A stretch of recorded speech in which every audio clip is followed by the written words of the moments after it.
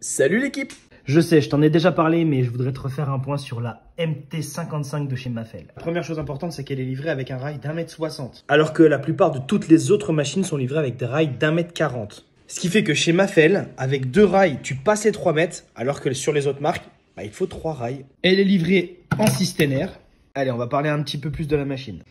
Elle fait 1400 watts. C'est à ce jour la scie plongeante la plus puissante sur le marché.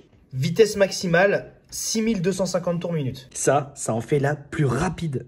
La machine est inclinable de -1 à 48 degrés. Le verrouillage et le déverrouillage de l'inclinaison se fait uniquement avec ce bouton.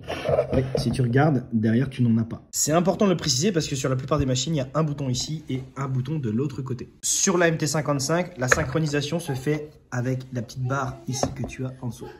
Carter plein pour assurer une meilleure récupération des copeaux et tu peux même optimiser le truc en descendant cette partie. Le petit trait rouge ici et ici, ça t'indique exactement là où la lame va plonger. Le système de changement de lame est très simple. Tu appuies sur ce bouton là, tu lèves et le carter s'ouvre.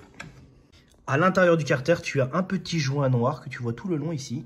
Idem, c'est pour optimiser l'aspiration des copeaux. Pour changer la lame, la clé se trouve juste ici. Ici, tu retrouves la butée de profondeur de plongée. Juste ici, tu as la fonction inciseur. Cette petite pièce va te bloquer la descente et va t'orienter la lame légèrement de biais. Ça va te permettre d'inciser ton plan de travail sans faire de copeaux et ensuite tu recules, tu retires cette butée, tu plonges complètement et tu coupes.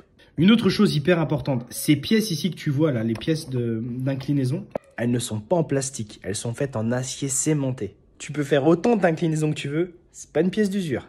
Je te vois venir, la machine est top, mais j'ai déjà un rail festool. Pas de panique, regarde, il y a une petite pièce verte ici, et si tu retires ça, la machine va s'adapter sur ton rail festool sans aucun problème. Une autre chose importante, ce câble électrique. Chez Mafel, il est renforcé pour 0 problème. J'ai oublié de te préciser sur cette petite butée ici de profondeur.